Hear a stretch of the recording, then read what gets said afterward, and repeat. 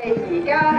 比賽啱啱開始啦，咁就會係我哋西圈場次18嘅比賽㗎。咁暫時見到海面上4支嘅龍舟隊伍，包括海帆、赤魚龍、蒲台之友、浪之友同埋風之龍咧，佢哋嘅起步打後我哋見到咧，大家都跑得幾緊喎。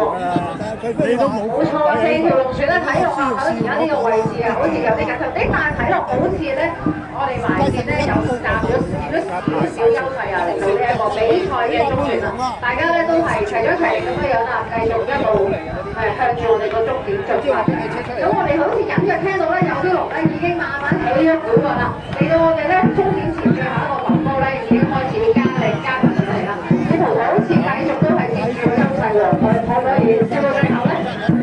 咁喺嚟嘅情況咧就係海帆赤魚龍咧會首先衝過我哋嘅終點線，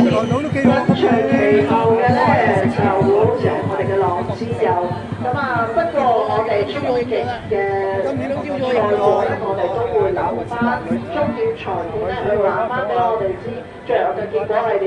會盡快公佈俾大家知道㗎。